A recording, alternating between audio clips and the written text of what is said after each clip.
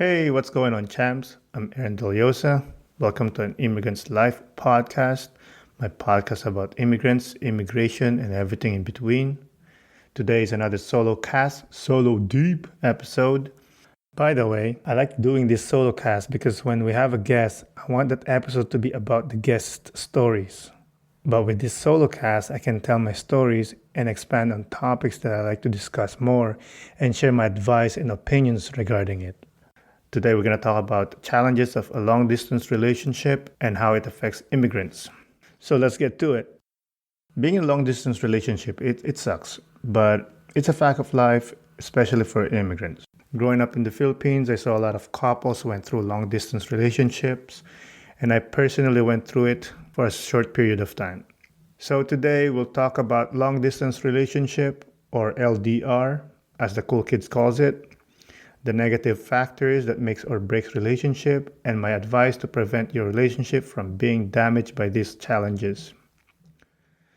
First challenge, miscommunication. If communication is the cement you use to build a strong foundation of your trust, your care, and your love for your partner, in reverse, miscommunication is the water that erodes the foundation of your house of love. Let me tell you what I think the two main factors of miscommunications are. Example A, not talking enough. Sometimes you're tired from work, school, or just your overall day. You just want to go home, sit on the couch, take your bra off, and just watch TV. But then you get a call from your partner, and obviously you will be forced to talk. And if you don't have the energy or want to do anything, you're usually just apathetic towards it. And that causes problem between you and your partner. In addition to that, you get bored talking about the same topics. Nothing really significant happens every day. And if you always talk about the same topics or people, it gets boring eventually and the conversation becomes stale. Example B, talking too much. Social media is an amazing tool for communication, but it also gives you a way of bombarding your partner with messages and calls. If you smother your partner, this may result to them ghosting you. Or when you actually talk, you don't allow your partner to tell their stories because you're so excited to tell your story and you don't allow them to talk. A good example of this is what happened to my friend. They were newly married, but unfortunately my friend had to move and work in a different country. And first they were excited since they were on the honeymoon phase, but eventually his wife started getting overwhelmed that they had started having issues. Thankfully, the wife realized this and she spoke up and told my friend that, hey, dude, you got to chill on the messages and when we talk. And since then, they have improved their relationship, to be honest. So my advice to avoid miscommunication are communicate clearly, give each other enough time to talk, listen and understand. Also, don't suffocate your partner. Like a good bottle of wine, you got to let them breathe. Factor number 2, time. Time is a bitch. It's an opponent you can't compete with. The best thing you can do is plan against it to the best of your ability. Here are the examples of when time becomes an issue. Example A, time difference. Living in different countries with different timelines is a very tricky situation. Example B, too busy to talk. Not having enough time to talk. This could be cause of work, school, or whatever the factor is. My advice here is think of it this way. Time is the water to your plant that you call relationship. So better find time and reserve a special time for each other, because I promise you, somebody will be willing to water that plant for you. Third challenge, the feeling of growing apart. This is that feeling when you feel that you and your partner are growing in different directions and your goals are not related anymore. Here are the examples of factors that make you guys grow apart. Example A, the other person can't really relate what you are going through because of the obvious fact that you are on two different countries, different culture, different sets of friends. Everything is different. Example B, having the space and freedom from each other. It gives you a chance to discover new things that you like, which not necessarily liked by your partner. My advice here is keep in touch and review your goals to each other. to make sure you guys are still on the same page. You might not on the same lane, but at least you are heading the same direction. Fourth challenge, neglecting other important relationships. Yes, you guys live in different countries. It's not an ideal situation, but you should not stop enjoying and experiencing life because you can't be together. Here are the 2 signs of you neglecting other important relationships. Example A. You refuse to go out and do anything because you feel guilty of having fun without your partner. Example B. You avoid family and friends because they may ask you to do something that may lead you to experience new things that you might enjoy. I was guilty of this when I was new here. When I was new here, I was really homesick.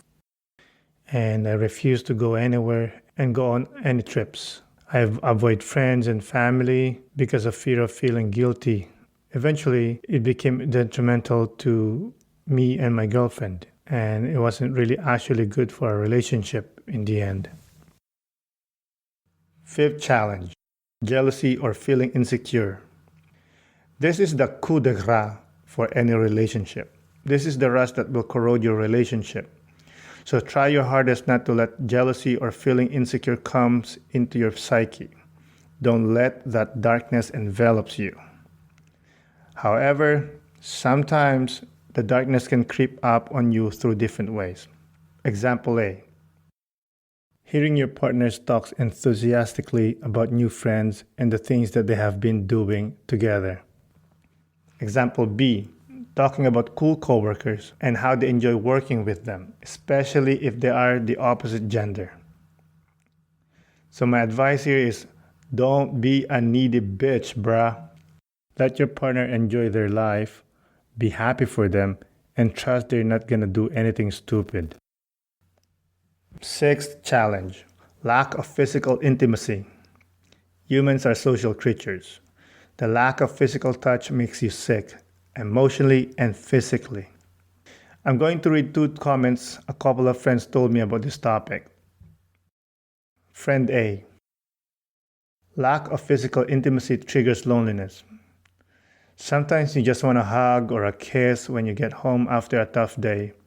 And coming home in an empty house is just, no pun intended, a heartbreaker. Friend B. We can't even do things together.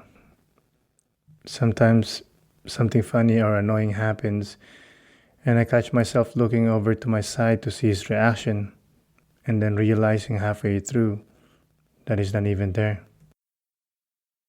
My advice for this is, like time, this is one of those things that you can't really do anything about, but just take it to the chin and roll with it. Try to communicate more when you're going through the emotions that lack of physical intimacy brings. This is when you dig deep and really lean on each other for support, and know that that feeling will pass. Seventh and last challenge, lack of sexual contact. When the night is cold and you want that warm body beside you, and you want that something, if you know what I mean, you cannot even get that. My advice here is, if it's possible and if you are both comfortable, video calling is the best substitute to supplement this need. Be playful, be creative, and enjoy your time. Or, this is a bit extreme, but I know this happens.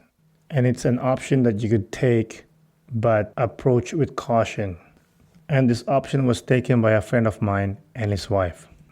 So his wife was working abroad, and they haven't seen each other for 3 to 4 years. So my friend told his wife that he will hire a prostitute, and it's for straight up sex. Apparently they thought about it for some time, and they really considered the consequences of the action. So after thinking it over, they set the rules that they are both comfortable with and went ahead with the plan, believing that it's the best for their relationship. So he did the deed, and fast forward, now they have been living together for some time now. And he told me that it's not even an issue. Of course, 1 month's medicine could be 1 month's poison. So please, if you decide to take this route, make sure that you and your partner really consider the consequences like my friend and his wife did. So that's the 7 challenges of a long-distance relationship that affects immigrants. It sucks, but with clear, open communication, honesty, and love, I think you're going to be okay. Again, as always, I want to thank you for listening. And if you want to start a conversation about this topic, please head to my Facebook page, An Immigrant's Life Podcast. Also, if you'd like to be a guest of the show, you can contact me through the Facebook page or send an email to animmigrantslife@yahoo.com. If you'd like to support the show more, I think the best way is to tell your friends, family, coworkers about it. But the easiest way is to like, share, review, and subscribe. Again, this is Aaron Deliosa, and this is An Immigrant's Life. I'll see you guys later.